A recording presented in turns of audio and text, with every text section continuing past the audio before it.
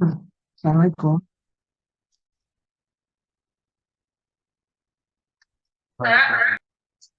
Baru 24. Tapi rasanya peserta VBM tidak banyak-banyak ya. Kita mulai aja. Saya testing dulu.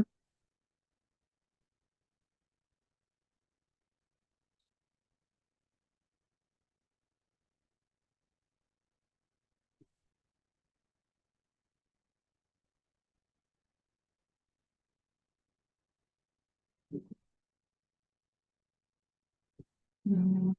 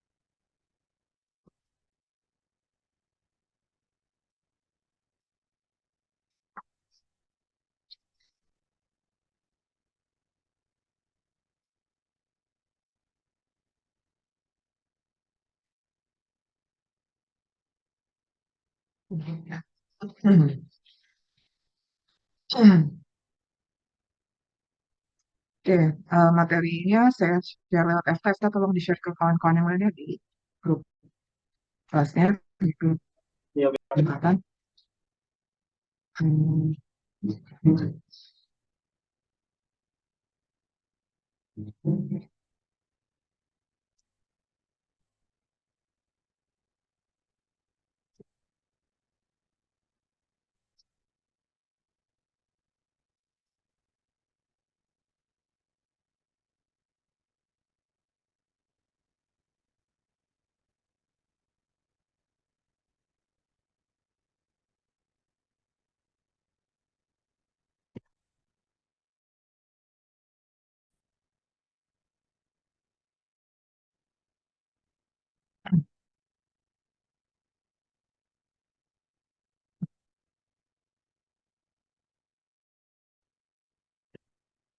Assalamualaikum,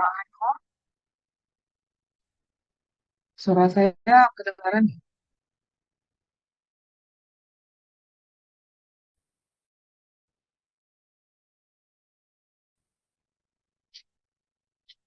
Halo,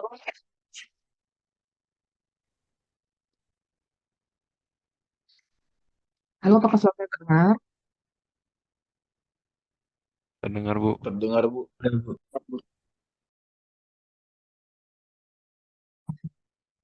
Ada feedback nggak di sana?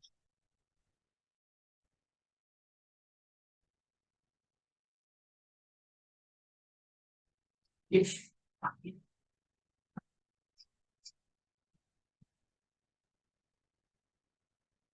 Materi barusan saya bagi ke saya nanti. Saya yang bagi ke kalian.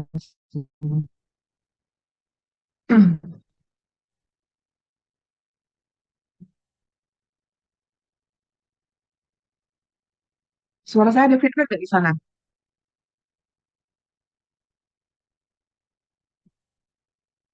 Nggak ada ya? Soalnya di sana ada gema sih.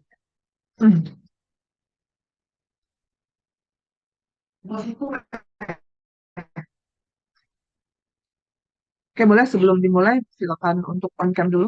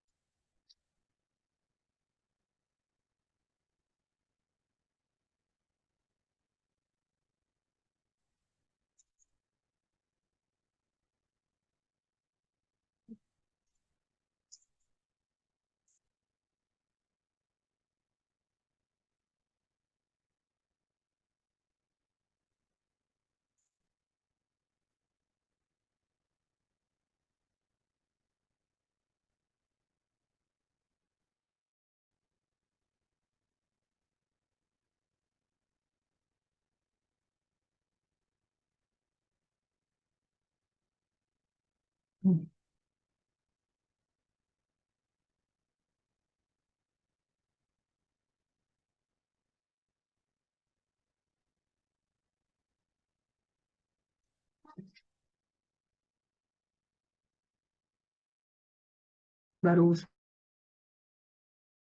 seperti tiga yang on cam gimana?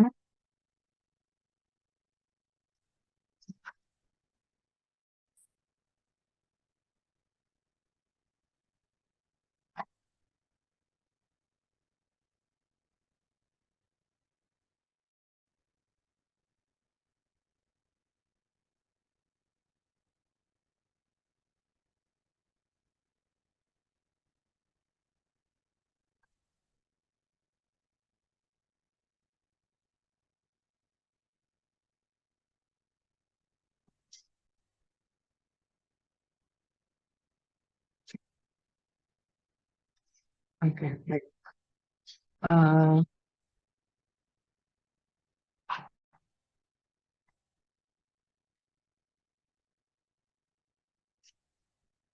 Recording in progress.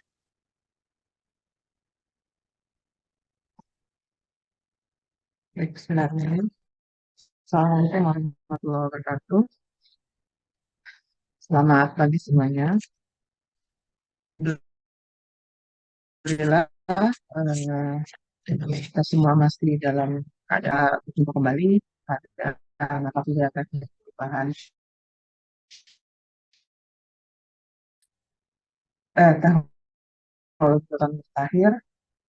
Saya hari ini akan melanjutkan materinya. Kalau minggu lalu kita membahas tentang high strength concrete atau beton mutu tinggi, maka lanjutan dari beton mutu tinggi itu uh, adalah high performance concrete atau seperti yang pernah saya singgung di minggu lalu bahwa materi atau jenis material high performance concrete ini isunya sudah lama, tetapi untuk penggunaan di kita khususnya masih belum menyeluruh, ya, masih belum belum banyak. Padahal sebenarnya kebutuhan akan high performance concrete ini eh, apa namanya harusnya menjadi perhatian ya. Nah, nanti ada beberapa hal yang nanti akan relate atau berhubungan dengan kebutuhan yang dibutuhkan oleh banyak infrastruktur yang ada ya. Untuk penggunaan high performance concrete ini walaupun sudah terbilang lama jenis materialnya, tetapi dalam aplikasinya hmm, belum kalau untuk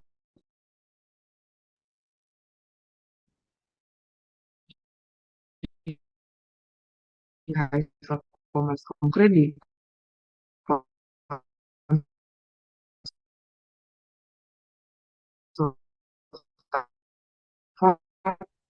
eh, atau yang kita sebut sebagai perilaku atau yang kita sebut juga sebagai kinerja yang nantinya berhubungan dengan kebutuhan-kebutuhan di lapangan, gitu ya. High performance concrete itu didefinisikan eh, kalau beton itu sendiri sebenarnya didefinisikan sebagai high strength. Jadi dia memiliki kekuku meh dan aicing ya. Jadi kalau kita bicara mengenai beton, maka yang ada atau yang terfikir atau yang kemudian berhubungan dengan itu adalah sifat kekuatannya. Dan hal ini ditentukan oleh kekuatan tekan karena pada kondisi di lapangan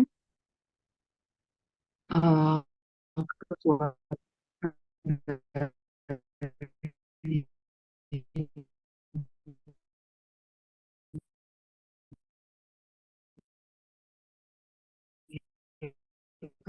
tersebut biasanya hanya diuji pada kriteria kekuatan sebagai material di jalan, sebagai material kekerasan jalan yang sekarang sudah juga mendominasi di material jalan, itu biasanya nanti ada tambahan kriteria. Jadi tidak hanya kekuatan tekan, tetapi juga akan diminta kekuatan bentuknya.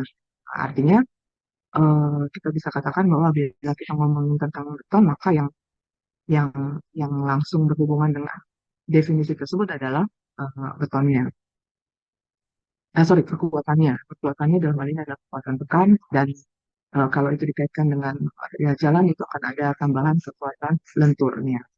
Nah, sementara itu bahwa beton sebagai material sebenarnya memiliki sifat yang lain. Jadi beton itu memiliki sifat mekanik yang kemudian didefinisikan sebagai kekuatan lentur, kekuatan tekan, kekuatan tarik, modulus elastisitas, gitu ya. Tetapi beton juga memiliki sifat fisik. Sifat fisiknya yang paling utama tentu adalah densitasnya, berat jenisnya. Dan ini penting juga apa namanya diketahui atau nanti akan bermanfaat untuk sistem konstruksi. Selain itu, beton juga ada sifat-sifat yang lain yang nanti berhubungan dengan bagaimana material tersebut berkontribusi memberikan tambahan sifat atau karakteristik untuk bisa bertahan pada lingkungan-lingkungan tertentu. Jadi tergantung dari kondisinya. Jadi kalau kemudian jenis beton ini uh, apa namanya digabungkan antara kekuatannya dengan sifat-sifat atau karakteristik yang lain, maka kita bisa definisikan itu sebagai beton yang memiliki kinerja. Dalam hal ini biasanya disebut sebagai beton yang memiliki kinerja tinggi. Kenapa? Karena eh, pada beton yang berkinerja tinggi itu diharapkan banyak keuntungan yang akan diperoleh. Jadi high performance concrete atau beton kinerja tinggi ya itu bisa didefinisikan sebagai bertemunya beton dengan kombinasi khusus, ya bertemunya sifat mekanik dengan fisik berdasarkan persyaratan kinerja, ya, dan keseragaman yang tidak selalu dapat dicapai secara rutin menggunakan material. Konstituen itu adalah material yang konvensional atau dengan menggunakan metode pencampuran atau penempatan ataupun perawatan ya, pengawetan secara normal.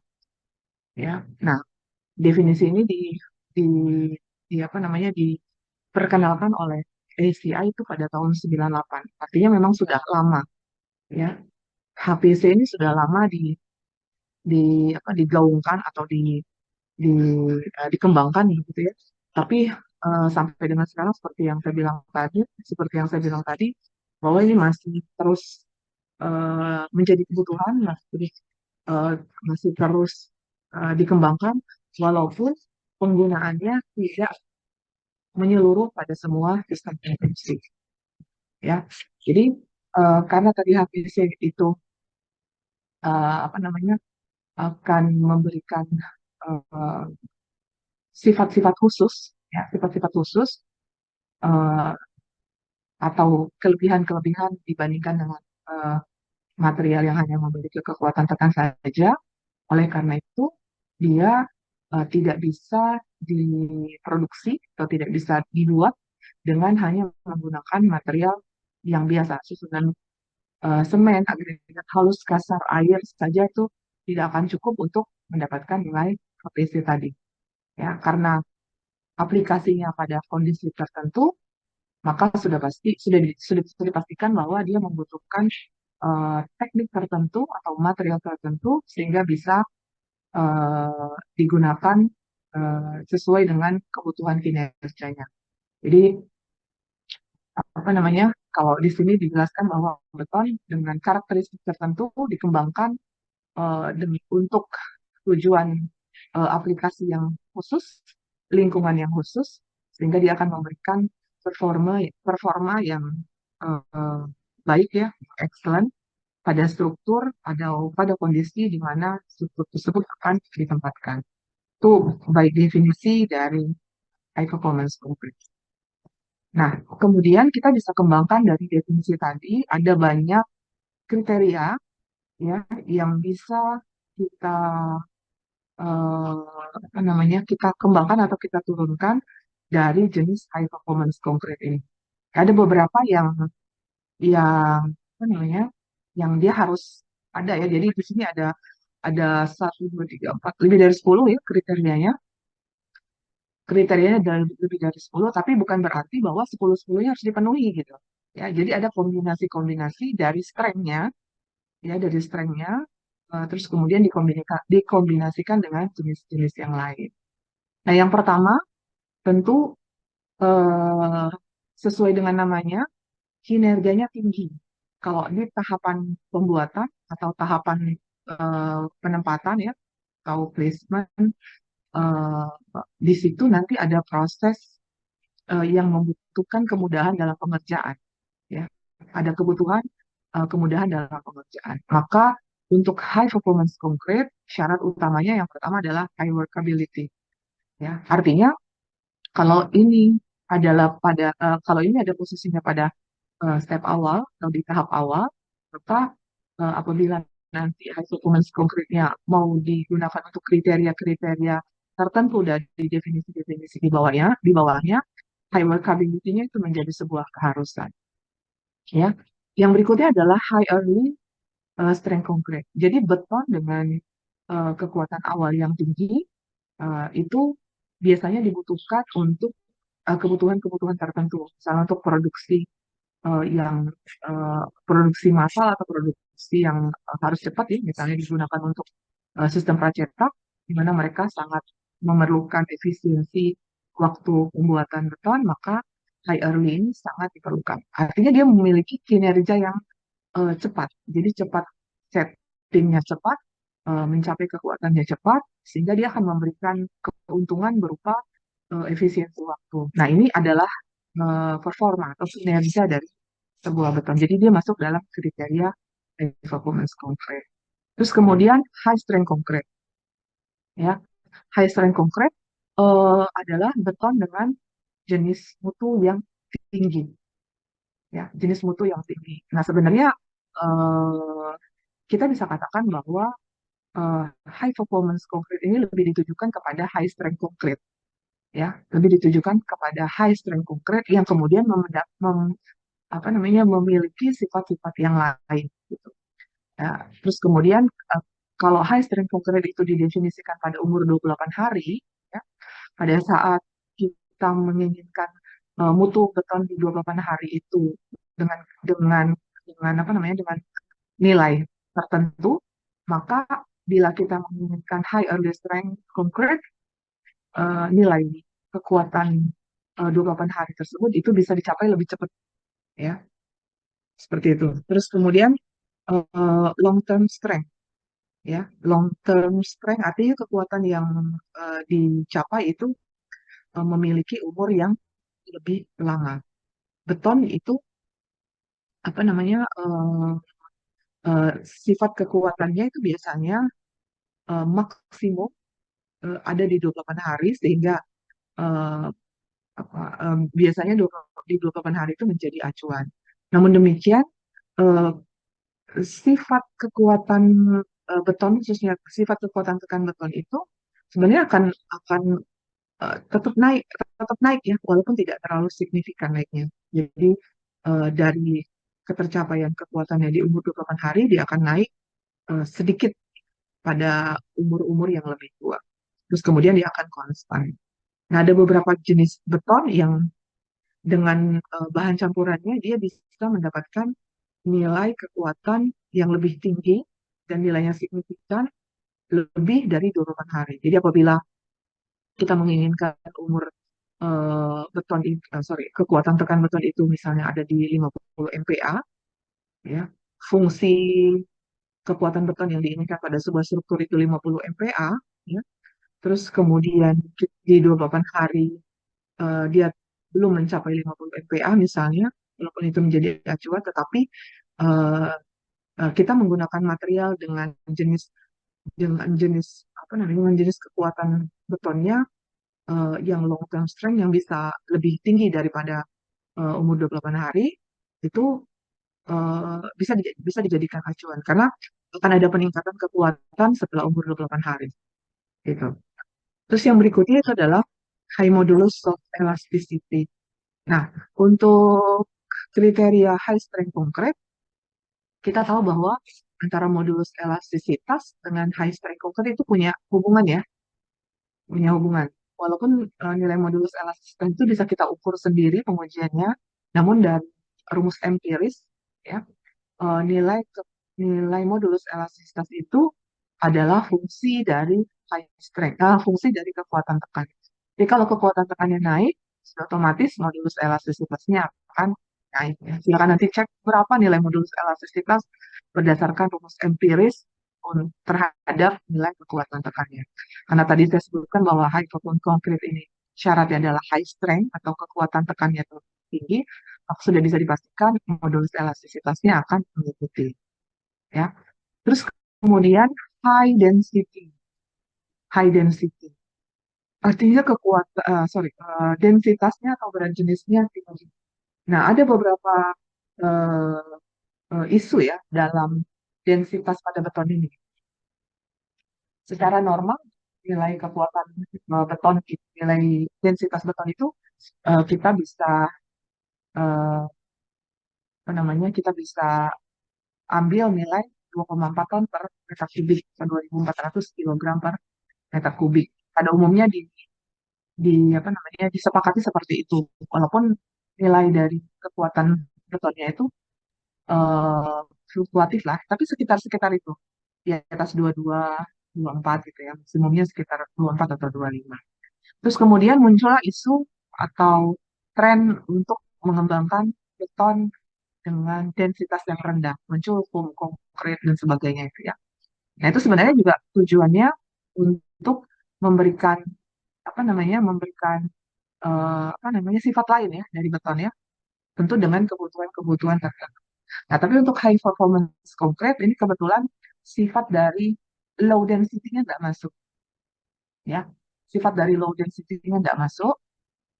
Nah, nanti ada alasan-alasan kenapa low density itu tidak masuk berdasarkan syarat-syarat di bawahnya. Kita fokus dulu di high density.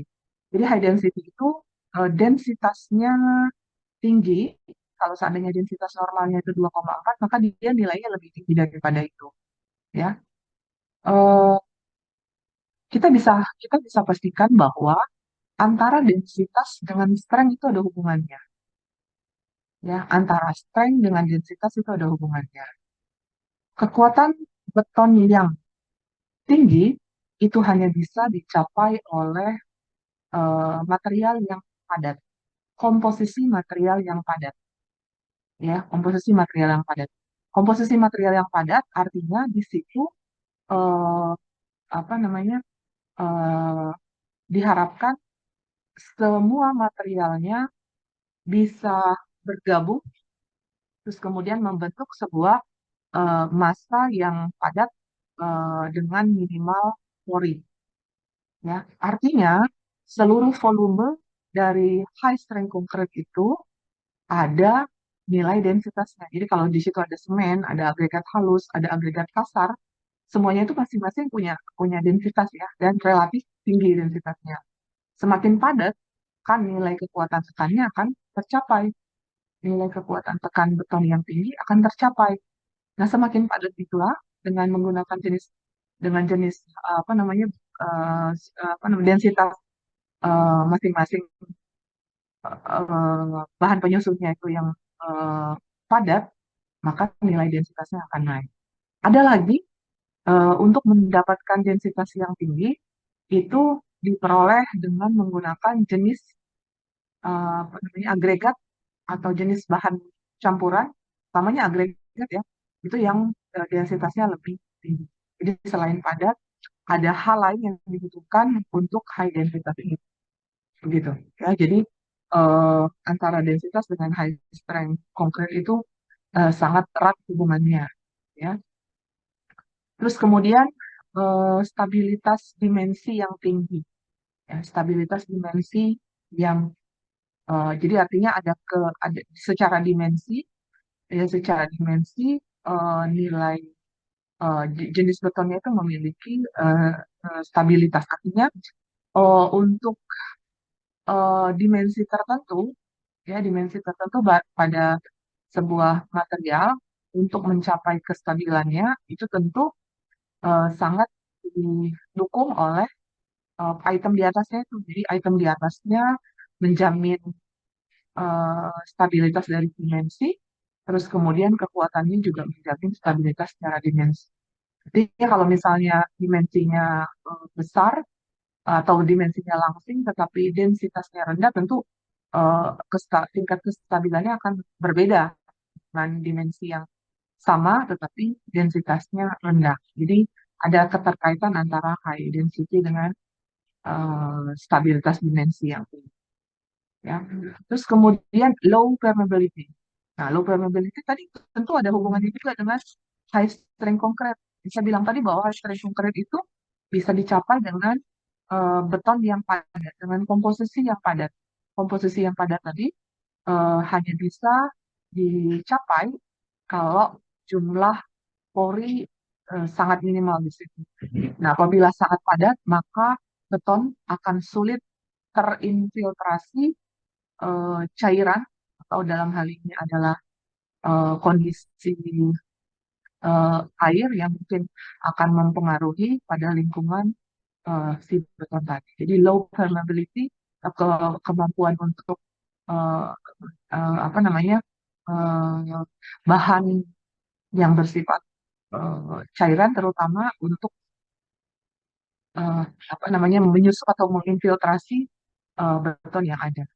Ya, jadi ada kaitan antara low permeability dengan high strength. Ya, tentu nanti ada hubungannya juga dengan high density. Jadi artinya kalau densitasnya rendah akan sulit mendapatkan nilai kekuatan yang tinggi karena terlalu banyak porinya dan itu akan menyebabkan permeabilitasnya yang tinggi. Itu kira-kira ya. Nah, terus yang berikutnya adalah low head of hydration. Jadi hidrasinya yang rendah. Nah, ini agak sedikit berbeda dengan konteks yang sebelumnya ya. Jadi bahwa panas hidrasi itu biasanya diproduksi dari reaksi antara semen dengan air, dari semen dan air. Nah, sebenarnya dia agak bertolak belakang dengan strength concrete. Beton mutu tinggi, high strength concrete itu hanya bisa dicapai dengan menggunakan jumlah semen yang banyak atau weight per T yang rendah. Sepakat ya? Jadi kita untuk membedakan high strength concrete dengan beton normal, tinggal lihat aja jumlah semennya berapa. Kalau jumlah semennya di atas 500 itu sudah bisa dipastikan akan menghasilkan kekuatan beton yang tinggi. Nah, reaksi antara semen dengan air, ya, reaksi semen dengan air itu akan menghasilkan eh, massa padat yang menjadi pengikat dari beton itu sendiri. Jadi pasta ya sebagai gabungan antara semen dengan air itu akan apa namanya akan berfungsi sebagai binder atau sebagai pengikat dari material-material yang lain. Nah, reaksi antara semen dengan air ini akan menghasilkan apa namanya hasil sampingan berupa panas. Kalau kamu dulu pernah di Amerika apa namanya bermain-main dengan beton, ngaduk-ngaduk semen dengan air, itu pasti terasa bahwa reaksi antara semen dengan air itu panas. Semakin banyak jumlah semennya, tentu dia akan menghasilkan panas yang lebih tinggi. Ya, jadi semakin tinggi, eh, apa namanya, semakin semakin banyak jumlah semennya, reaksinya akan menghasilkan hasil sampingan berupa panas hidrasi yang tinggi. Jadi agak kebalikan ya dengan kebutuhan low head of hydration tadi. Nah, artinya untuk mencapai betul-betul yang tinggi dengan menggunakan semen sesuai dengan kebutuhan high strength tadi, tetapi kita harus bisa memastikan bahwa heat of hydration-nya rendah, artinya kita membutuhkan bahan tambahan lain atau kita membutuhkan treatment tertentu agar hidrasi panas ini bisa diturunkan gitu. Oh, kenapa ini menjadi isu yang penting? Karena panas hidrasi yang tinggi apabila digunakan pada volume-volume beton yang besar, emas konkrit, itu akan menghasilkan dampak berupa keretakan beton. Ya, dampak berupa keretakan beton. Retak di awal beton itu sangat sangat ini ya, sangat harus dihindari ya. Walaupun biasanya bentuk retak-retaknya itu retak-retak rambut ya. Tetapi retak pada beton itu sebisa mungkin dihindari. Kalau kita bicara beton, seperti yang saya bilang kemarin, beton itu tidak bisa berdiri sendiri. Beton itu pasti bergabung atau menjadi komposite dengan tulangan. Sehingga kita harus bisa memastikan bahwa beton itu permeabilitasnya rendah. Kita, kita juga harus bisa memastikan bahwa beton itu tidak mengalami retak, ya retak-retak awal yang diakibatkan oleh kondisi reaksi semen, iterasi panas, atau kemudian diakibatkan oleh susut karena pengaruh lingkungan itu harus dihindari. Karena retak itu akan menjadi jalan bagi eh, apa namanya lingkungan di luar untuk masuk baik berupa aliran air maupun berupa aliran udara. Ya, CO2 yang kemudian bisa menginfiltrasi beton itu akan sangat eh, tidak disukai oleh tulangan ya. Ini akan menyebabkan karat gitu. Nah, jadi untuk bagian low head of hydration tadi itu harus dipastikan dengan menggunakan perawatan ataupun dengan menggunakan material tertentu. Nah, terus kemudian high durability concrete and long life in severe environments. Nah, ini sebenarnya yang umumnya ya. Kalau kita bicara mengenai high performance concrete, biasanya konteksnya langsung ke sini. Ya, konteksnya langsung ke sini. Jadi begitu kita ngomongin high performance concrete, oh berarti betonnya punya kekuatan tekan tinggi dan punya durability yang baik. Ya, durability-nya yang baik. Ya. Kenapa durability ini menjadi isu? Karena kita menginginkan material kita tahan lama. Ya, material kita tahan lama. Dan tahan lamanya itu terutama pada lingkungan-lingkungan yang agresif, ya lingkungan-lingkungan yang agresif, lingkungan-lingkungan yang membahayakan dari material itu sendiri. Misalnya pada lingkungan yang asam, pada lingkungan yang asin, gitu ya, eh, di mana lingkungan tersebut tentu akan mempengaruhi beton, baik material betonnya maupun material yang ada di dalam betonnya. Itu yang dihindari.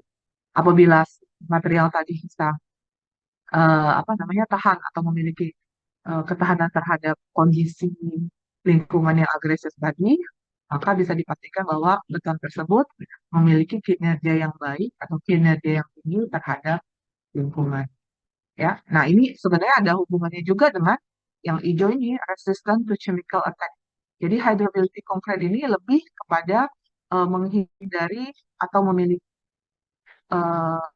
memiliki dari betonnya sendiri itu bisa di apa namanya bisa dipastikan dengan high early concrete-nya karena dia memiliki kepadatan yang tinggi, terus kemudian diukur dengan apa tadi low permeability-nya ya, sehingga apabila nanti di eh, jenis strukturnya tadi berada pada agresif environment atau lingkungan yang agresif, kan dia punya ketahanan terhadap serangan kimia.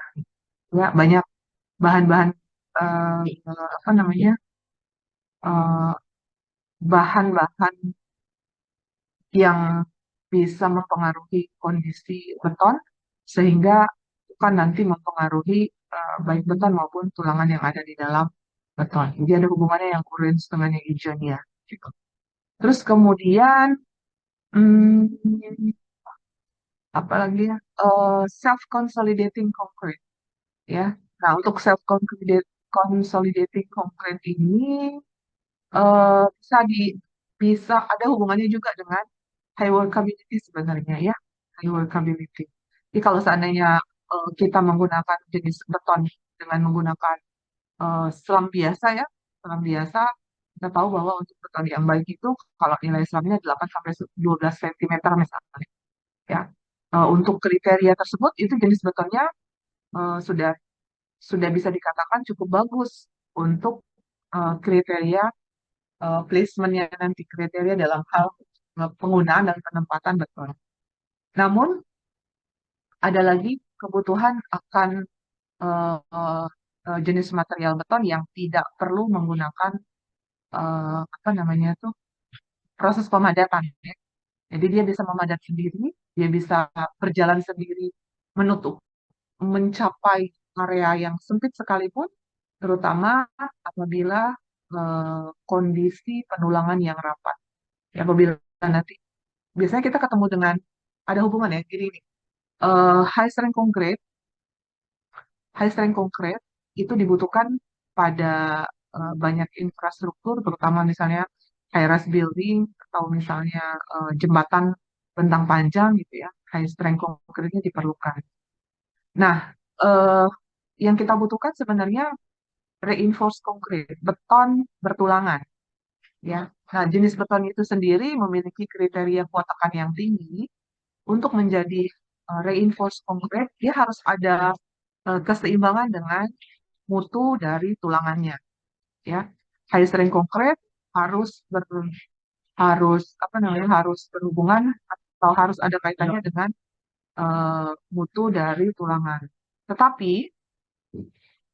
Tetapi tulangan yang tinggi, tulangan yang mutunya tulangan yang mutu mutu kuat tariknya tinggi itu juga tidak disarankan dalam strength dalam apa namanya dalam sistem konstruksi. Jadi kalau high strength itu kalau kalau kekuatan beton itu unlimited, tidak ada batasannya, mau pakai 50, mau pakai 100 MPa, 150 MPa, monggo asal bisa bikinnya.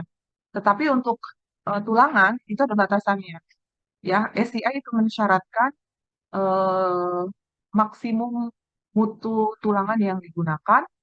Ya, terus kemudian kalau misalnya dia tidak menggunakan, tidak apa namanya, tidak eh, kalau dia tetap menggunakan jenis tulangan yang di atas nilai minimumnya, maka ada banyak persyaratan yang harus diikuti atau yang harus dipastikan dari nilai tersebut.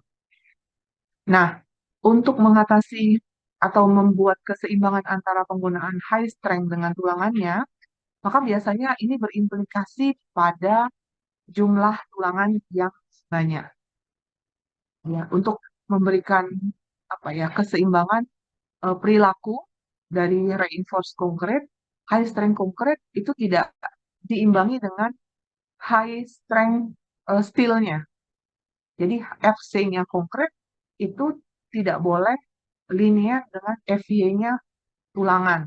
Karena tulangan itu memiliki batas.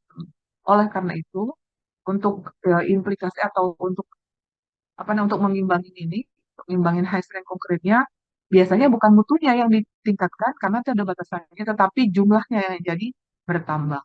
Nah, apa eh, dampaknya? Dampaknya itu adalah jumlah tulangan akan menjadi lebih banyak. Jumlah tulangan akan menjadi lebih padat. Nah, untuk mengatasi kepadatan tulangan yang ada karena kebutuhan strength konkret tadi, maka kalau misalnya kita campurkan dengan jenis beton yang workability-nya biasa, ya, itu tidak cocok.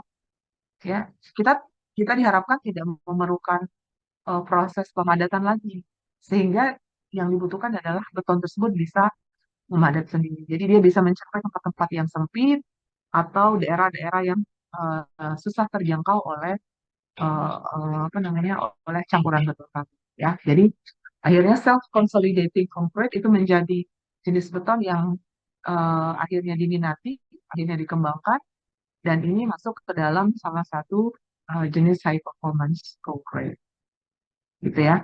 Nah, yang sebelum ke toughness ada volume stability. Jadi ini mungkin ada hubungannya dengan high dimensional stability ya. Jadi kalau dimensi stability tadi berhubungan dengan apa namanya dimensi-dimensi panjang kali lebar kali tingginya gitu ya.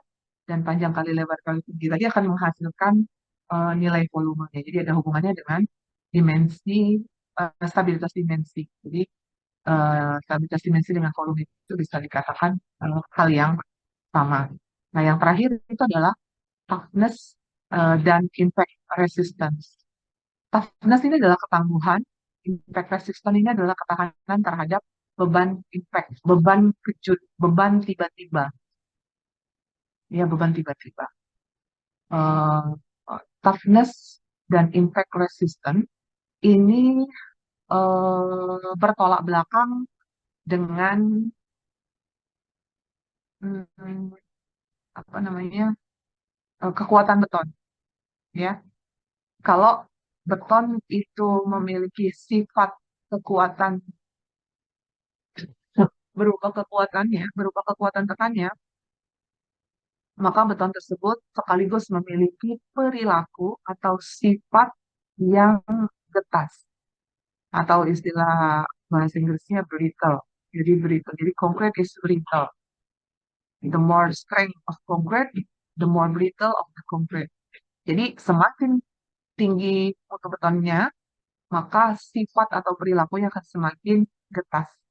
Nah, ini sebenarnya salah satu jawabannya mengapa tadi beton yang tinggi itu tidak boleh diimbangi dengan mutu tulangan yang tinggi juga, ya.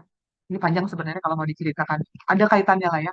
Jadi high strength concrete-nya, beton yang mutunya tinggi itu sifatnya brittle, sangat getas, semakin tinggi semakin getas. Jadi dia tidak bisa bergabung atau tidak bisa diimbangi dengan mutu tulangan yang tinggi. Implikasinya adalah jumlah tulangannya yang tinggi. Nah, supaya ada keseimbangan tadi.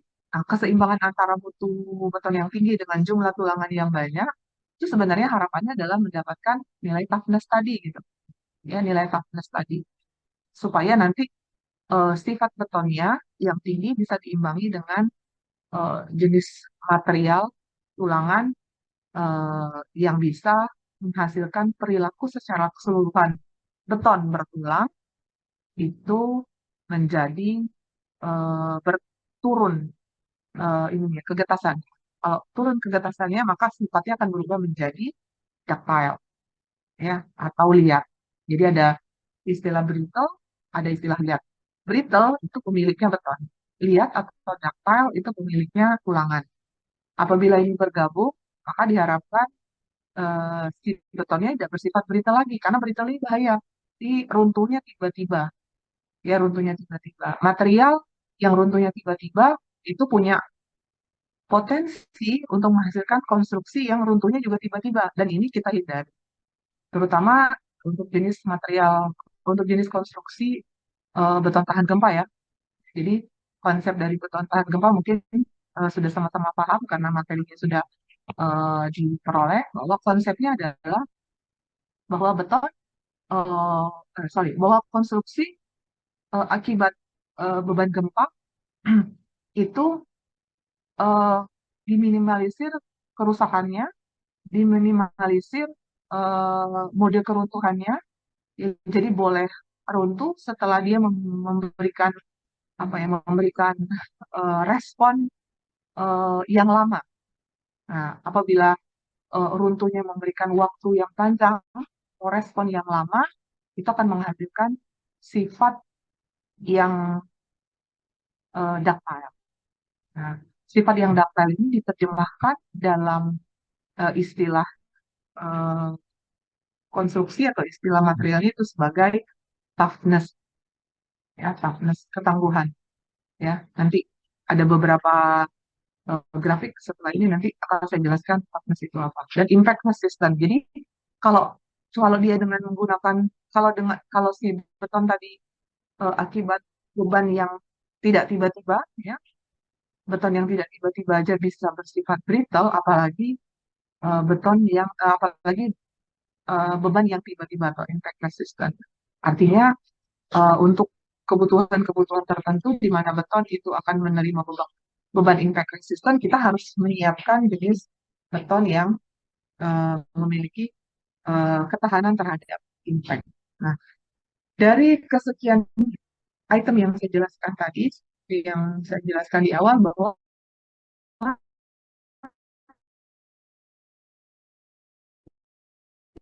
Ya, ada yang tidak langsung berkaitan. Item-item tadi ada yang bisa bergabung satu sama lainnya, ya, gitu ya.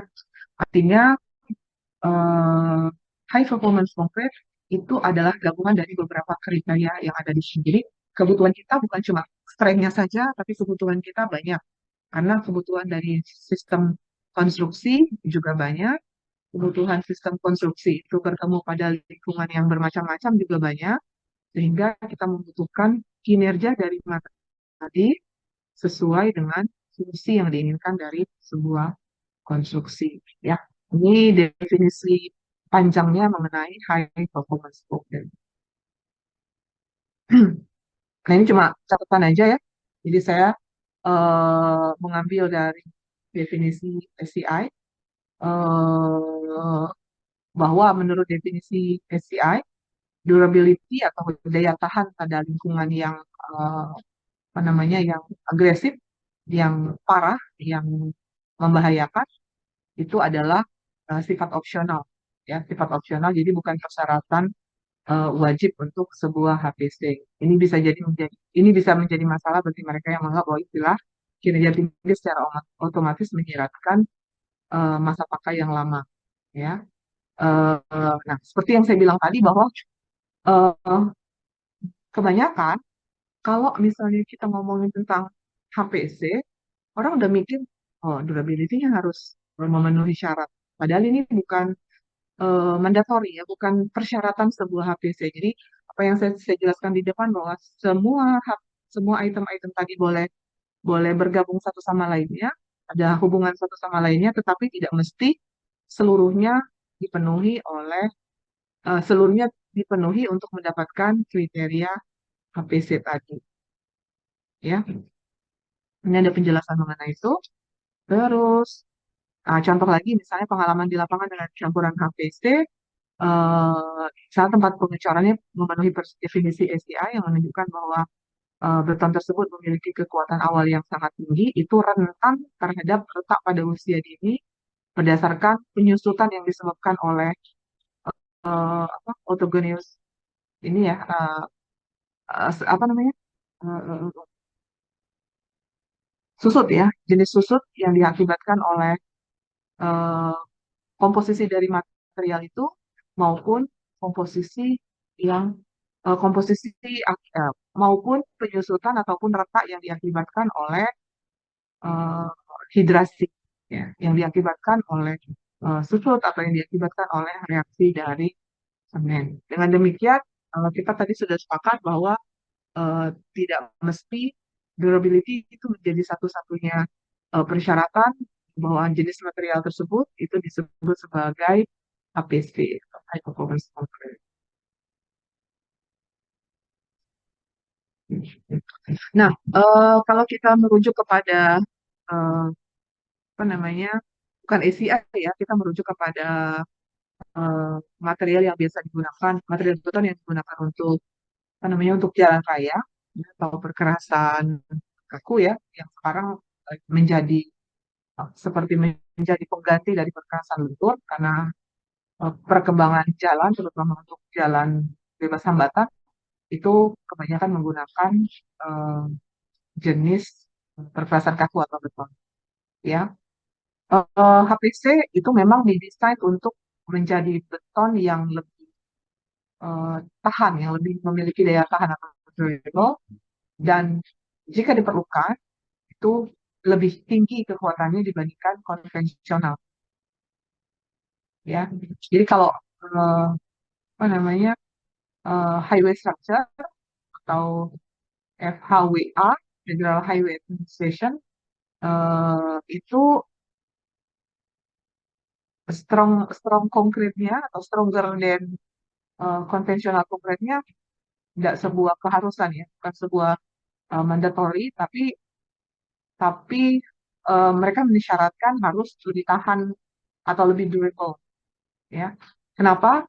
Karena material ini material untuk jalan raya ini kan kebanyakan digunakan pada eh, apa namanya lingkungan luar ya, lingkungan luar. Jadi mereka mengharapkan ini seperti ini walaupun eh, kekuatannya nggak mesti tinggi-tinggi ya, untuk beton di jalan itu nggak mesti tinggi-tinggi, tetapi mereka harus desain durability-nya harus penuhi ya.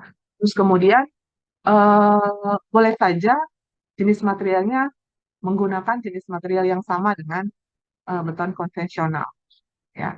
Tetapi eh, secara proporsi secara proporsi itu harus didesain membutuhkan kekuatan serta memenuhi sifat durability-nya. Nah, jadi eh, apa namanya, kalau dilihat dari definisi ini, bahwa kita bisa tentukan bahwa HPC ini sifatnya eh, tergantung kebutuhan ya. Sekali lagi begitu dia memiliki eh, kekuatan dan memiliki kinerja yang khusus, maka kita bisa bisa definisikan sebagai jenis high performance concrete. Kalau tadi saya mengatakan bahwa kekuatan strength-nya tadi menjadi sebuah mandatory di definisi awal, ternyata di KFWA itu tidak menjadi kebutuhan pokok atau tidak menjadi persyaratan utama. Yang paling penting adalah durable-nya. Yang paling penting adalah kinerja si beton tadi dibandingkan dari kekuatannya. Gitu. Nah, untuk mendapatkan eh, kriteria berbagai macam apa namanya eh, sifat ya, berbagai macam karakteristik yang kita harapkan menjadi HPC tadi, baik me- baik dari sifat strength-nya atau dari sifat-sifat lainnya ya, itu sangat tergantung dari jenis material yang digunakan. Kalau di sebelah kiri ini adalah material utamanya ya, material utamanya ada binder, semen atau bahan cementitious lainnya, ya, cuma semen. Terus kemudian ada agregat halus serta agregat kasar. Nah, bagian cairannya air itu sudah bisa dipastikan utama untuk mereaksikan si bindernya, tetapi ada bahan-bahan lain yang eh, apa namanya yang menjadi persyaratan harus dimasukkan atau ditambahkan pada pada pada campuran material beton tersebut supaya kriteria atau karakteristiknya capai. Ada plasticizer, ada super plasticizer yang ini eh, kalau kamu search di produsennya ya itu akan banyak sekali jenis-jenis plasticizer yang ada. Semakin ke sini jenisnya itu semakin banyak karena kebutuhan akan fungsi dari material untuk untuk apa namanya mengakomodir kebutuhan HPC misalnya itu sudah sangat banyak sekali ya.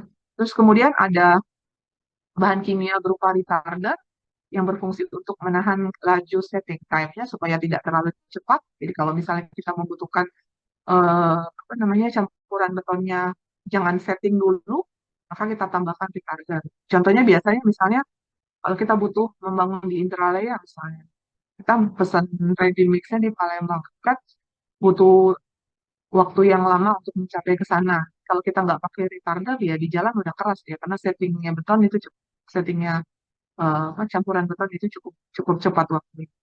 Ya, kalau ini retardant, yang ini sebaliknya acceleration. Jadi untuk mempercepat. Ya, acceleration ini biasanya juga bisa dijadikan sebagai campuran ya, sebagai campuran apabila tadi kita menginginkan nilai kekuatan strength awalnya yang tinggi ya, kita bisa menggunakan accelerated. Atau kita menggunakan air entraining agent. Ya, kalau misalnya kita membutuhkan kebutuhan untuk menambah eh, apa namanya pori ya untuk kebutuhan-kebutuhan jenis beton tertentu itu kita bisa menggunakan air entraining agent. Ya, ada juga bahan water repellent ataupun pore filling. Ini yang fungsinya nanti sesuai dengan kebutuhan dari jenis beton-beton tersebut. Ya, jadi artinya semua material-material ini menjadi bahan tambah yang bisa digunakan untuk mensupport atau mengakomodir kebutuhan sifat-sifat KPC yang kita sudah bahas di slide sebelumnya tadi. Oke, kalau untuk kontribusi dari masing-masingnya ini ada di sini ya. Jadi kalau seandainya untuk kebutuhan eh, pengeras atau cementing material ataupun misalnya kebutuhan untuk durability-nya, ya, maka eh, eh, yang menjadi apa namanya kontributor utama itu adalah Portland semen, ya, untuk Portland semen. Tapi kalau misalnya kita menginginkan bahan tambahan ada high strength-nya, ya, maka kita bisa menggunakan eh, blended semen atau jenis semen yang sudah bercampur dengan yang bahan tambahan lain, atau kemudian kita bisa menggunakan bahan tambahan fly ash, slag ataupun silica fuel, atau kita bisa menggunakan metakaolin, atau kita bisa menggunakan jenis material yang bersifat cementitious yang lain, ya. Ada banyak sebenarnya di sini, di sebagian contohnya. Terus kemudian kalau kita membutuhkan eh, kontribusi untuk flowability, misal untuk workability maupun untuk SCC tadi, maka kita membutuhkan jenis super plasticizer yang jenisnya itu sangat bervariasi, sangat banyak sekali tergantung dengan kebutuhan kita. Dan di lapangan atau di produsennya itu super plasticizer ini terkadang ada yang memiliki fungsinya lebih dari satu gitu ya. Ya, jadi misalnya kebutuhan untuk flowability plus misalnya ada retardernya juga, jadi ada super plasticizer tertentu yang bisa kita gunakan. Jadi nanti ada merek-merek atau kode-kode di produsen tersebut. Terus kemudian ada juga high range water reducer atau HRWR. Itu biasanya digunakan apabila kita memerlukan water cement ratio-nya yang rendah. Pada saat kita membutuhkan kekuatan tekan yang tinggi, maka nilai W per C-nya pasti rendah ya. W per C yang rendah itu membutuhkan air yang sedikit, sehingga kalau kita gunakan tanpa HRWR, ya, itu bisa susah ini workability-nya, susah dikerjakan. Sehingga biasanya ditambahkan HRWR. Terus kemudian hydration control admixture ini untuk mengontrol setting. Contoh hydration control admixture tadi adalah retarder maupun accelerator. Ya, ini contoh material yang digunakan tadi. Nah, ini lebih khususnya seperti ini. Jadi ada untuk retarder kontrol fungsinya ini. Terus kemudian kalau misalnya kita mau apa namanya mengurangi eh, kemungkinan korosi yang terjadi pada tulangan di beton, kita bisa menggunakan bahan tambah ini, bahan tambah control steel corrosion, atau misalnya kita mau eh, apa namanya menambahkan durability, ya, menambahkan fungsi dari durability-nya, maka kita membutuhkan jenis material yang bersifat polimer dan seterusnya. Ya, jadi ini jenis-jenis material yang ada, dan ini semuanya tersedia di produsen yang ada di tiap-tiap negara, ya. Pasti Indonesia itu biasanya didominasi oleh Kika ataupun BASF. Oke. Ini masing-masing spesifikasi untuk HPC, ya.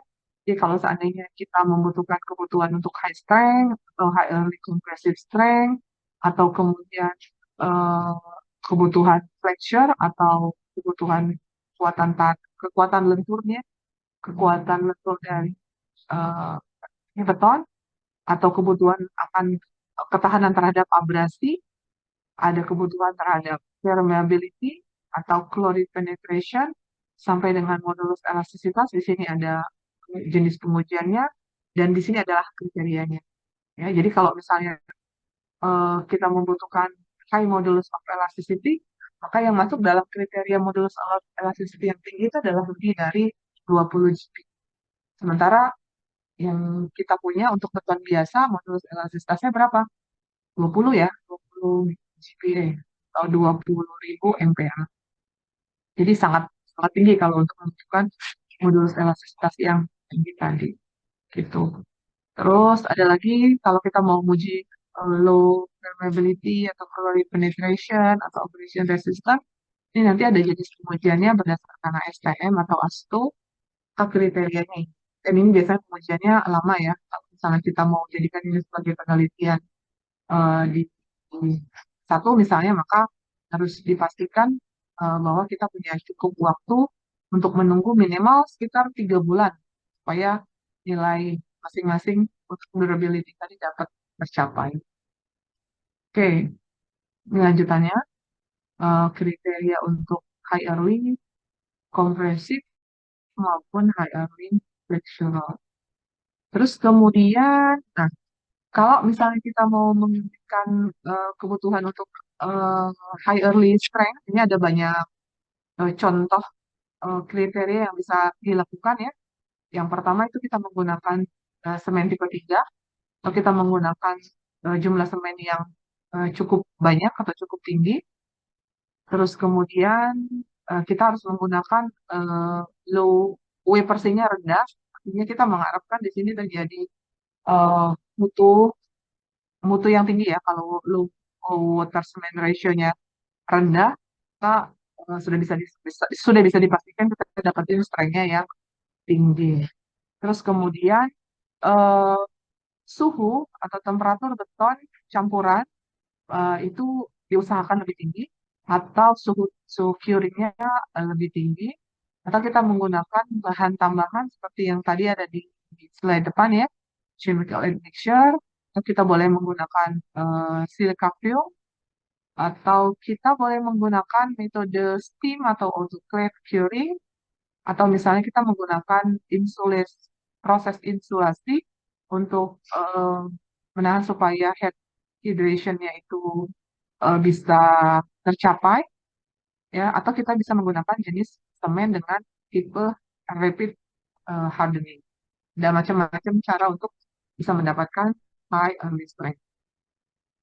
Terus kemudian eh, berdasarkan berdasarkan pengalaman di lapangan, ini informasi yang diperoleh dari HPC atau High Performance Concrete untuk highway structure atau untuk jalan raya ya. Untuk jalan raya, HPC-nya itu bisa dicapai dengan maksimum weight per cm, terus minimum durability faktornya tergantung dari cycle freezing and thawing itu berdasarkan ASTM C1666, terus kemudian berdasarkan minimum kekuatan tekan kekuatan tekan pada umur muda atau kekuatan ultimate-nya. Ya, jadi di sini ada persyaratan maksimum weight per cm. Ya, ini tadi menegaskan bahwa di sini tadi kan ada kriteria ini ya. HPC is a concrete that has been designed to be more durable. Jadi dia lebih mengutamakan durable. And if necessary, stronger than conventional concrete. If necessary. Jadi not mandatory bahwa conventional concrete itu boleh digunakan. Nah, kalau seandainya di sini ada kriteria maksimum weight per cm, ini juga bisa berarti bahwa memang syarat high strength ini tidak menjadi persyaratan untuk highway structure khusus untuk HPC karena dia masih mensyaratkan W per cm-nya maksimum ya. Kita tahu tadi bahwa W per C yang rendah itu yang bisa menghasilkan kekuatan tekan yang tinggi. Jadi yang dipentingkan di sini adalah durability-nya tinggi, hmm, mutu betonnya boleh yang konvensional karena dia mensyaratkan maksimum W per cm. Terus kemudian eh, diharapkan ultimate strength-nya itu tercapai pada umur awal. Kenapa demikian? Karena HPC itu membutuhkan rapid eh, construction. Jadi dia harus membutuhkan waktu yang cepat supaya proses pengerasan di satu sisi ke bagian yang lain itu bisa lebih cepat pelaksanaan. Ya. Terus eh, eh, kriteria dari HPC itu juga didefinisikan eh, berdasarkan high high early strength-nya dengan kriteria-kriteria disebut sebagai very early strength kalau misalnya dia sudah mencapai 14 MPa pada 6 jam pertama. Ya, high early strength-nya itu bisa ditentukan atau masuk kriteria kalau dia memenuhi 34 MPa dalam satu hari atau 24 jam. Ya, terus kemudian very high strength pada saat dia mencapai 69 MPa pada 28 hari. Jadi bukan high strength ya, tapi very high strength. Nah, kemarin kita sepakati untuk high strength itu di atas 50 MPa kalau untuk SNI. Terus kemudian high oil strength with fiber reinforcement. Jadi HPC untuk strategic highway itu bisa juga diperoleh dari kekuatan awal yang tinggi dengan menggunakan fiber reinforcement. Apa itu fiber reinforcement? Itu adalah jenis perkuatan dengan menggunakan serat pada beton. Jadi dia memberikan kekuatan untuk memberikan kekuatan terhadap kekuatan tekan maupun kekuatan mekanik yang lain. Oke, nah ini menegaskan dari kesimpulan yang kita sudah singgung di depan ya, bahwa asumsi bahwa campuran beton yang lebih kuat itu akan tahan lama, ternyata tidak benar dalam banyak kasus. Ya, ya contoh beton cor di tempat dan terbuka. Oleh karena itu, eh, apa namanya, Federasi Jalan Raya tadi merevisi definisi ATC untuk struktur jalan raya, karena eh, apa namanya, tidak dia berdasarkan pengalaman di lapangan, mutu beton yang tinggi itu tidak menjamin tahan lamanya, gitu.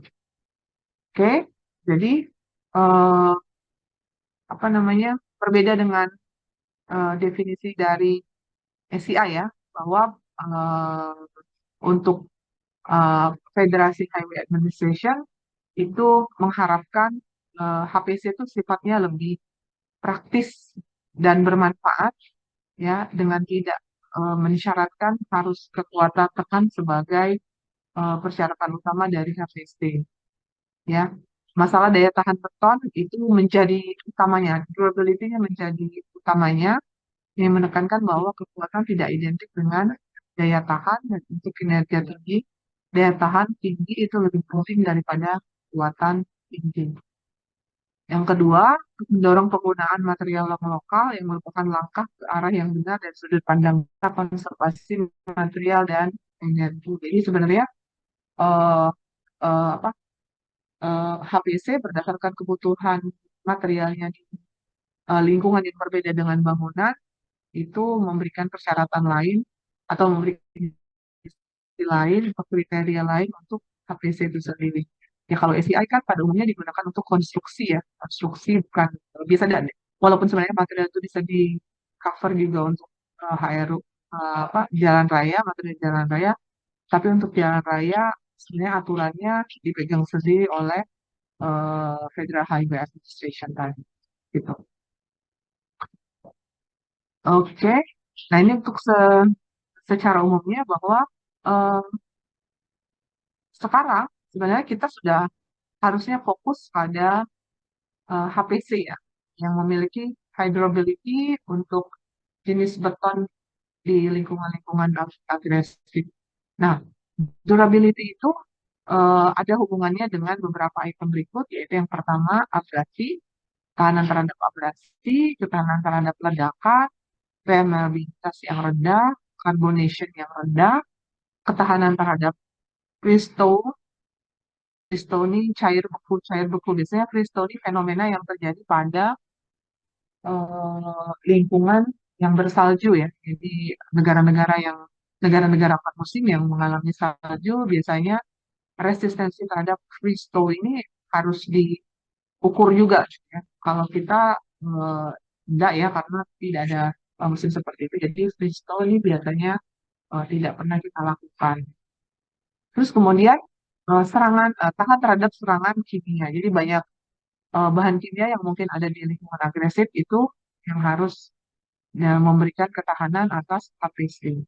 Terus kemudian reaktivitas dari alkali silika, ya, reaktivitas dari alkali silika yang ada di lingkungan yang nanti akan berbahaya dengan kondisi komposisi yang ada pada beton. Ya, jadi kalau bercampur atau bertemu, mereka nanti bereaksi dan menimbulkan efek samping. Ya, bisa berupa karat, atau bisa penurunan degradasi dan sebagainya.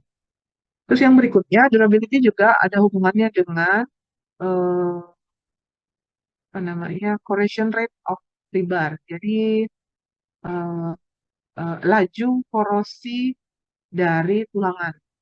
Ya, jadi harus menurunkan laju korosi tulangan apabila yang di atas tadi memenuhi persyaratan dari KPC, maka utamanya rebar yang mau dilindungi itu sudah tercapai.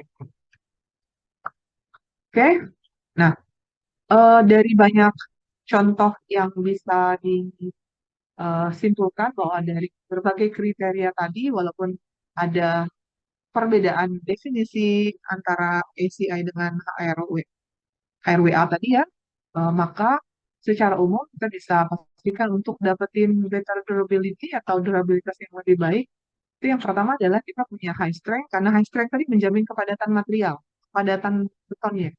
Kalau betonnya padat, eh, low permeability, maka semua eh, apa namanya kemungkinan serangan dari material-material baik yang berinfiltrasi ataupun yang berhubungan langsung dengan permukaan ininya betonnya itu bisa berkurang. Terus kemudian untuk mencapai high strength tentunya kita sudah sepakati bahwa nilai rasio W persisnya harus rendah. Oleh karena itu untuk mencapai ini semua nanti yang dibutuhkan adalah bahan aditif atau admixture. Ya. Eh, ini adalah metode ataupun langkah untuk mencapai HPC. Ya, kepalanya mungkin agak diminimkan dulu sebentar. Goal kita adalah durable concrete. Yang goal kita adalah yang di bawah durable concrete, di mana durable concrete ini bisa dipenuhi dengan eh, komposisi bahan bahan campuran, ya komposisi bahan campuran yang umum dari beton ditambah dengan SCM atau supplementary cementation material. Untuk semen kita ganti sebagian ya, dengan material fly ash, GGBS, kita kaolin atau rice, bukan rice ya, rice fuse atau abu sekam padi atau abu yang udah di ataupun berbagai abu yang bersifat cementitious ya. Terus kemudian eh, tujuan dari durable concrete tadi itu adalah untuk mendapatkan peningkatan terhadap sifat fisiknya, ya sifat fisik atas ketahanan sifat fisiknya itu akan meningkat dan itu hanya bisa diperoleh apabila kita mengurangi capillary pore atau pori kapiler. Jadi pori kapiler itu harus kita kurangi itu dengan cara yang pertama mengurangi atau menurunkan nilai W per B ratio, artinya kita menggunakan bahan tambahan. Terus kemudian kita menggunakan filler yang lebih halus. Contohnya misalnya silicone, sekam padi atau fly ash gitu ya. Terus kemudian good compaction. Good compaction itu adalah proses pemadatan yang baik. Proses pemadatan yang baik kalau kita menggunakan bukan SCC, maka kita membutuhkan HRWR atau membutuhkan super plasticizer supaya workability-nya bagus, atau memang kita memproduksi jenis material yang sifatnya SCC atau self consolidating concrete. Terus kemudian yang berikutnya adalah improve curing. Jadi metode curingnya itu harus di eh, apa namanya di engineer atau eh, diupayakan supaya radius capillary-nya itu bisa terpenuhi. Ada banyak cara tadi ya sudah saya jelaskan di depan untuk meningkatkan eh, apa namanya physical resistance tadi dengan meningkatkan curing-nya. Eh, eh, jadi HPC dari bagan ini itu bisa dicapai dengan material-materialnya, susunan materialnya, ya mana saja yang dibutuhkan sesuai dengan fungsinya. Terus kemudian material tadi akan mempengaruhi kriteria-kriteria khusus yang kemudian memenuhi persyaratan untuk ketahanan fisik yang meningkat. Ketahanan fisik yang meningkat dengan mengurangi pori kapiler. Oke. Nah, ini adalah stress strain behavior-nya atau perilaku eh, regangan-regangan tekan. Jadi kalau Anda perhatikan, ini adalah grafik regangan regangan beton. Kita jarang mengukur ini ya, jarang mengukur ini. Bentar.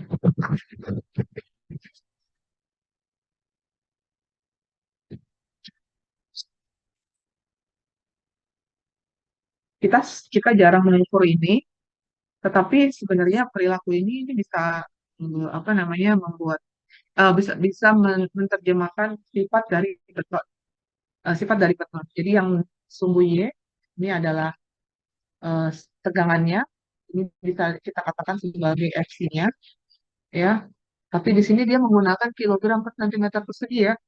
Di kayak menggunakan beton K berapa misalnya K 200, K 400 gitu ya. Kalau dia Fc itu dalam satuan itu ya.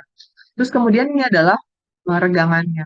Kita lihat regangan beton itu kira-kira kalau betonnya normal itu di sini maksimumnya ya, semakin tinggi mutu betonnya semakin ke arah mana, semakin jauh ya. The shape of ascending part of the stress line is more linear and steeper for high strength concrete, and the strength at the maximum stress is slightly higher for HPC. Coba lihat, the shape of ascending itu yang ini, ya ini yang ini ini ascendingnya. Nanti yang di bawah ini descending namanya. Ini ascending, kalian lihat. Ini bentuknya lurus katanya ya, linear. Dan awal awal dari ascending shape dari stress line curve itu adalah memang eh, menghasilkan karakteristik yang lurus. Maka pada saat kalian mau mendapatkan nilai modulus elastisitas, sebenarnya teorinya dari sini, ya. Beton itu mencapai elastisitas betonnya di berapa persen dari mutu kekuatan tingginya atau kekuatan tekan tertingginya.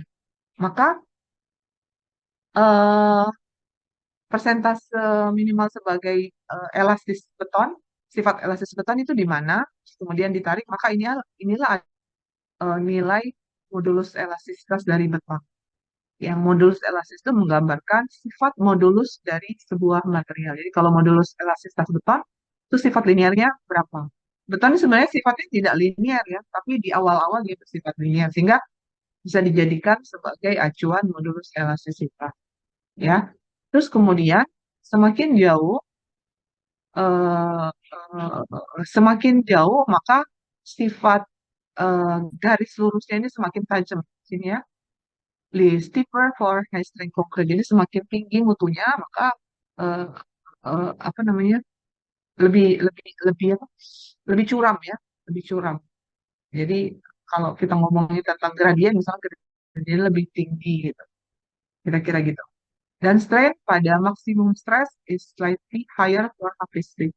Jadi regangan yang tinggi itu untuk HPC itu lebih tinggi. Jadi regangannya bisa di sini, ya, bisa di sini. Hmm, sebentar, saya tidak punya ini ya, tidak punya apa namanya stress strain untuk petani yang biasa. Tapi dari grafik ini menunjukkan bahwa untuk ini adalah stress strain behavior untuk HPC. Ya, jadi kalau di sini dibuktikan bahwa kalau yang di atas ini adalah eh, beton yang lebih tinggi dan ini memenuhi HPC, maka nilai regangan HPC itu akan lebih jauh dibandingkan akan lebih akan lebih besar dibandingkan nilai kekuatan yang lebih rendah. Nah, artinya pada HPC dengan kondisi seperti ini, dia memiliki kinerja yang baik. Kalau kita bicara mengenai toughness tadi, itu bisa bisa dikategorikan sebagai jenis toughness yang lebih baik untuk HPC. Yang mana toughness? Toughness itu adalah eh, nama lain dari ketangguhan atau kalau kita boleh katakan itu adalah energi. Jadi kita mau menghitung toughness itu menghitung energinya, ya. Kamu pernah ingat dulu di apa namanya di matematika ya, kalau ada P, kemudian ada delta, atau udah usah di matematika lah, di Anstruk ya. Maka kalau ini grafik P dengan delta, maka di bawah grafik delta itu adalah energi. Ya, kita pernah belajar di analisis struktur satu konsep energi bolak-balik ya, energi Maxwell-Betty yang kemudian bisa menurunkan rumus defleksi. Ini rumusnya adalah energi. Nah, ini adalah energi atau dikategorikan sebagai toughness. Kalau kamu lihat di sini ya, nih toughness-nya si beton dengan K 200 ini, toughness-nya si beton dengan K 1000 ya, K 1000 atau 10 MPa, 100 MPa ini. Nah, berapa luasan yang ada di bawah kurva itu adalah toughness-nya. Semakin besar nilai energinya, maka nilai toughness-nya semakin baik. Untuk HPC, nilai toughness-nya yang diharapkan itu yang lebih tinggi. Ya. Nah, kita lanjutkan, the slope of descending part comes steeper for high performance concrete. Jadi kalau tadi ascendingnya high performance concrete steeper atau lebih tajam, maka yang si HPC-nya juga steeper atau lebih tajam juga gitu ya dibandingkan yang bawah. Gitu. Terus kemudian HPC exhibits less internal micro cracking than the lower strength concrete for a given impulse axial strength. Jadi dengan adanya kriteria yang seperti ini, ternyata HPC itu akan memberikan kinerja atau perilaku dengan apa namanya retak mikro akibat kondisi internal itu lebih sedikit dibandingkan dengan pan yang normal. Itu teori mengenai HPC ditinjau dari stress strain behavior.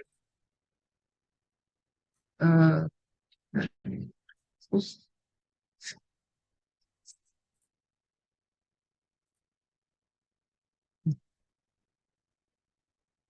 oke, kita lanjutkan dulu.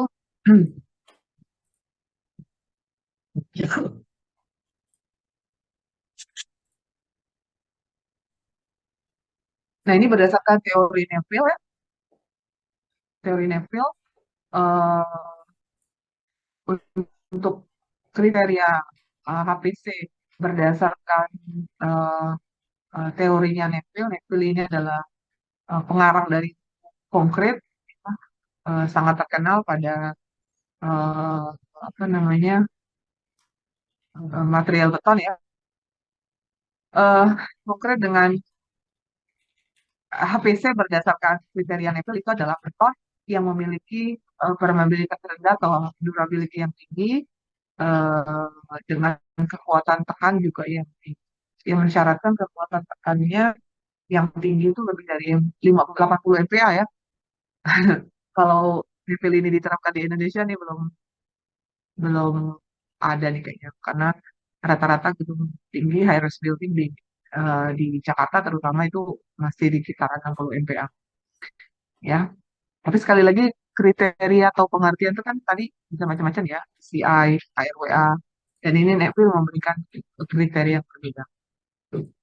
Terus kemudian bisa dicapai eh, dengan menggunakan agregat dengan kualitas yang baik, semennya jenis satu atau semen tipe 3 boleh digunakan apabila membutuhkan high early strength-nya ya, high early strength. Terus kemudian boleh atau bisa dicapai dengan menambahkan admixture berupa silica fume dengan kontribusi persentasenya 5-15%. Terus sangat rendah, W/C-nya sangat rendah di sekitar 0,25 atau kurang dari 0,2. Dan dari sini, dari low W/C tadi sudah bisa dipastikan dia harus menggunakan plasticizer, ya. Terus kemudian very dense, ya. Jadi sangat padat. Nah, compressive strength 80 MPa ya mau tidak mau harus sangat padat ya. Kalau padat, ya pasti porositasnya rendah, dan ini eh, kalaupun terjadi pori, itu porinya harus segmented, harus terpisah-pisah. Nggak boleh pori yang bergabung, karena kalau pori yang bergabung ya jadi pori yang besar ya. Jadi kira-kira kalaupun terjadi pori, itu harus bisa dipastikan bahwa porinya hanya berdiri sendiri, tidak tidak apa namanya tidak menyatu. Terus kemudian uh, even after curing in water, uh, sub- substantial proportion of cement. Jadi walaupun dalam kondisi setelah dikeluarkan dari perawatan air, proporsi yang sangat penting dari semen bahkan mungkin tidak bisa apa namanya, tidak bisa terhidrasi ya, ya karena air tidak bisa mem- apa ya, menembus sistem porinya. Maksudnya apa? Maksudnya pada saat beton tadi, pada saat beton tadi dibuat, dicetak, ya, eh, mengeras, terus kemudian di-curing kan. Habis kita cor dan kita cetak itu kan di-curing. Saking padatnya, ya, saking padatnya si bahan semen yang kemungkinan masih belum bisa terhidrasi itu tidak bisa terhidrasi. Kan proses hidrasi itu semen bergabung dengan air ya. Jadi saking padatnya karena tidak bisa nembus sistem porinya itu ada kemungkinan si semen-semennya tadi eh, tidak bisa apa namanya, tidak bisa ditembus ya, tidak bisa ditembus oleh air untuk terhidrasi. Jadi ada beberapa kemungkinan, ada beberapa proporsi semen itu eh, apa namanya, eh, sebagian kecil tidak bisa terhidrasi gitu. Terus ini adalah kelebihannya ya, kelebihannya speed of construction, economical materials dalam kaitannya dengan waktu dan keuangan pada bangunan itu bisa mengurangi dimensi kolom ya, atau apa namanya, memberikan eh, area lantai yang lebih lebar. Kemudian pada jembatan itu bisa mengurangi jumlah balok, balok atau diafragma karena speed construction and economical materials tadi. Terus HPC itu hubungannya dengan seismic resistance itu tinggi, ya, sangat tinggi. Terus kemudian hydrobility, durability itu memiliki kesamaan juga dengan abrasion resistant, ketahanan terhadap abrasi. Terus bisa memiliki kekuatan tarik yang tinggi.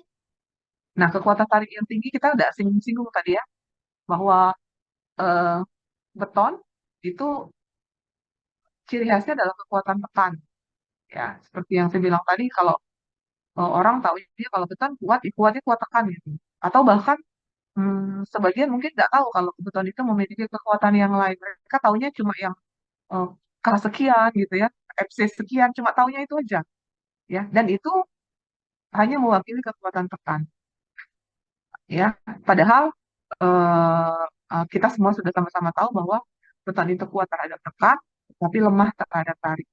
Kekuatan tariknya kurang lebih sekitar 10% dari kekuatan tekan, tetapi di sini HPC-nya lebih tinggi katanya, high tensile strength. Jadi artinya dengan membuat HPC, ya dengan membuat HPC, tentu dengan berbagai tambahan admixture maupun aditifnya, ternyata bisa diproduksi jenis beton dengan kekuatan tarik yang tinggi. Ya, ada bahan tambahan yang harus digunakan supaya ini eh, menjadi terpenuhi. Nah, harapan lainnya adalah eh, reduce maintenance cost. Ya, jadi mungkin proses produksinya bisa lebih tinggi kebutuhannya karena banyak material tambahan yang harus dipenuhi. Tetapi karena kita mengharapkan dia memiliki durability yang tinggi, oleh karena itu sifat beton yang padat, yang yang memiliki ketahanan terhadap lingkungan ya. Oleh karena itu nanti dalam sisi maintenance-nya ini sangat baik ya karena bisa dikurangi. Dan ini sebenarnya cocok juga ya untuk kita ya, maksudnya untuk kita untuk bangunan-bangunan yang ada di Indonesia. Kadang uh, jokesnya itu adalah kita ini bisa bangun, tak bisa melihara. Jadi kalau dengan HPC ini dibangun, ya bangun konsekuensinya mengeluarkan uang untuk membangun ya. Kalaupun misalnya tidak ada apa namanya, tidak ada budget khusus untuk maintenance atau sangat tidak memperhatikan maintenance-nya, maka HPC ini cocok sekali ya, karena dia bisa mengurangi kebutuhan cost, bisa berupa penurunan, jumlah cost-nya atau memperlama proses maintenance-nya.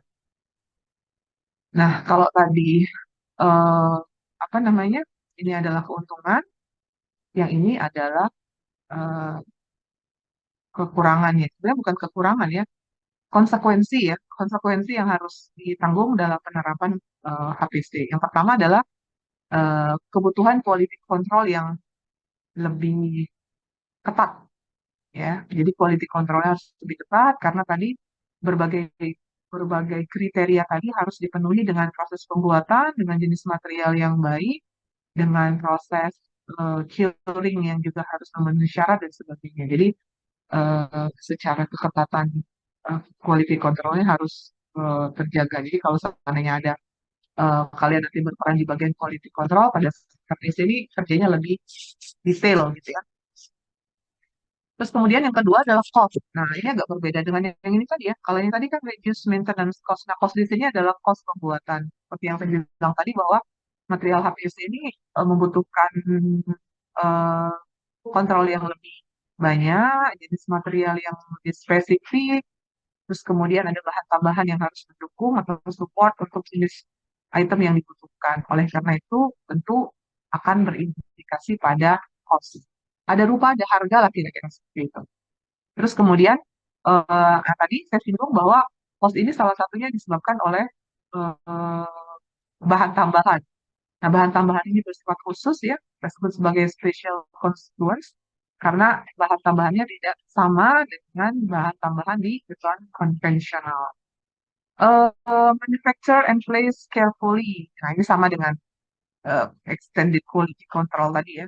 Jadi kalau yang di bagian atas quality controlnya diawasi oleh pengawasnya, ya manufacture and place carefully ini dilakukan oleh kontraktornya. Jadi semuanya harus bekerja keras supaya HPC ini tercapai. Jadi masing-masing itu sebenarnya punya ini sendiri ya, punya peran sendiri. Yang di atas itu adalah konsultan pengawasnya, yang tengah-tengah itu menjadi tanggungan ownernya, yang di bawah itu adalah tanggung jawab dari si apa namanya kontraktor. Konsultan perencananya, sekali lagi konsultan perencana tidak ada hubungan dengan HPC. Karena pada saat dia merencanakan dimensi bangunan, ya, perencana konsultan perencana itu dia urusannya cuma apa? Urusannya cuma FC, ya betonnya berapa, mutunya gitu ya. Jadi urusan kinerja dia ada ada hubungan langsung dengan proses desain ya. Jadi kalau kita lihat di sini perannya untuk eh, konsultan perencana tidak ada. Oke, ini beberapa aplikasi ya.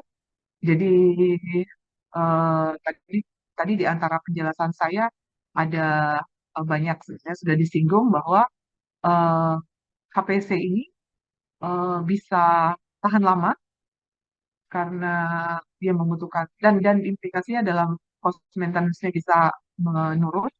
Terus kemudian kenapa bisa tahan lama? Karena sifatnya yang padat, memiliki permeabilitas yang rendah, terus kemudian meminimalisir kemungkinan terjadinya crack.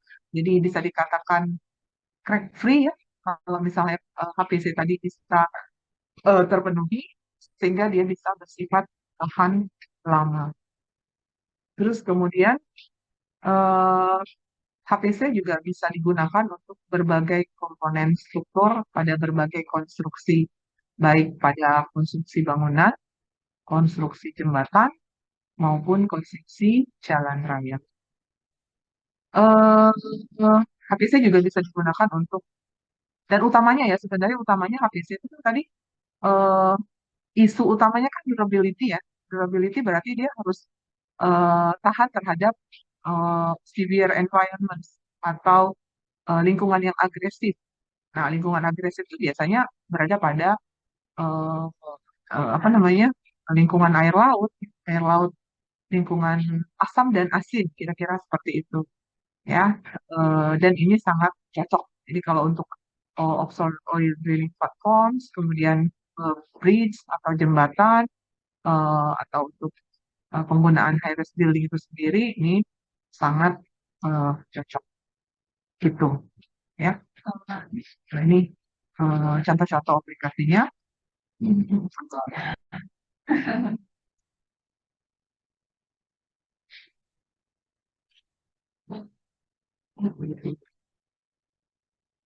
Ya, ini beberapa contoh aplikasi yang bisa eh, namanya yang sudah menggunakan PC ya.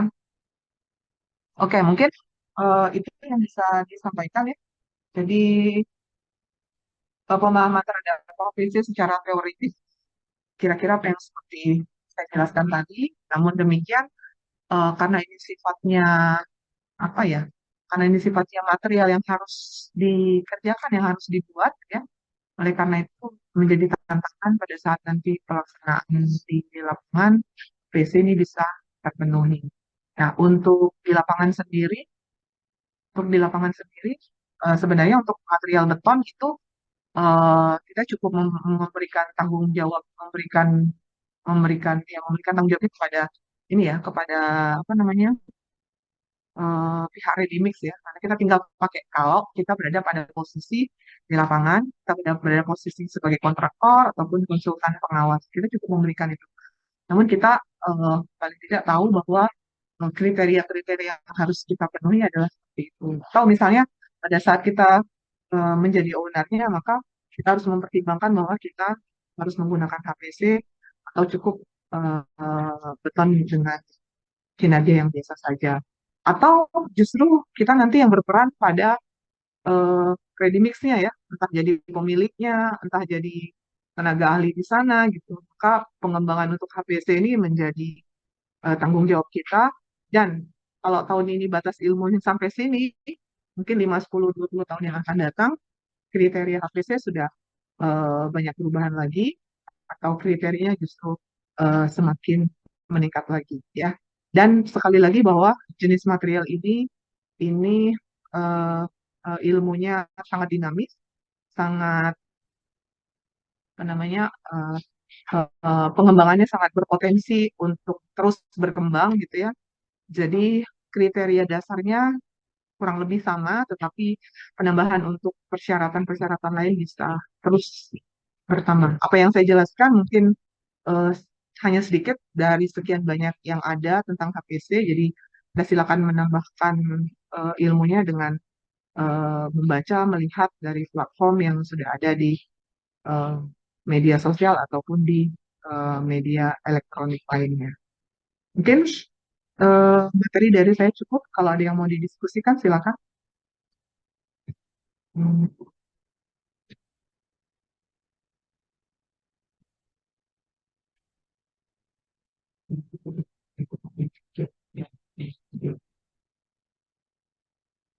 Saya sangat eh, bersemangat, sangat antusias. Lupa kalau sebenarnya saya harus jaga suara. Eh, Suara saya serak karena kemarin dua kali dua kelas berturut-turut ngajar offline, pulangnya suara saya langsung berubah. Jadi dari kemarin saya udah wanti-wanti harus jaga suara, tapi karena sangat antusias, 1 jam setengah lebih menjelaskan tanpa henti, kayaknya hmm, saya ngerasa suara saya membaik ya, bukan justru parah. Kayaknya memang obatnya ngomong ya, padahal harusnya hmm, menjaga. Kalau kemarin saya istirahat supaya tidak banyak bersuara, tapi karena tuntutan untuk mengajarkan teori secara eh, langsung seperti ini, ya alhamdulillah tidak ada hambatan. Ada yang mau didiskusikan sampai sini?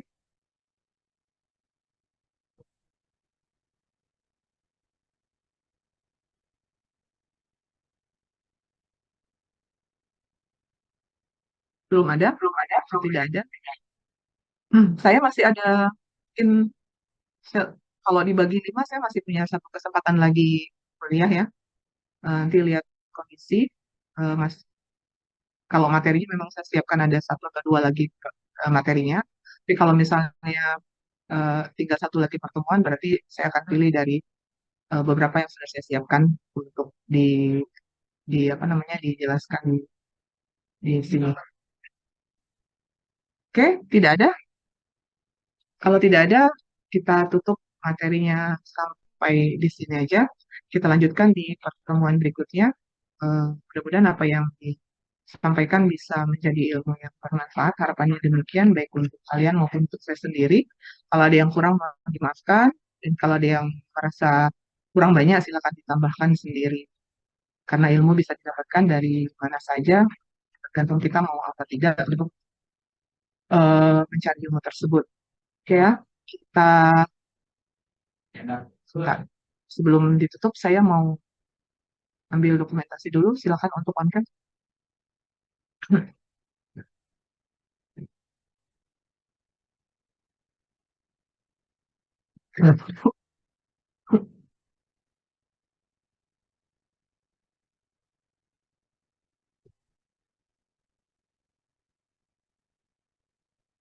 Oke ya,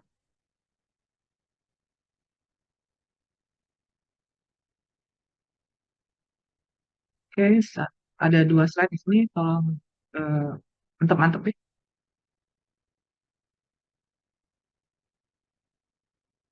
Satu,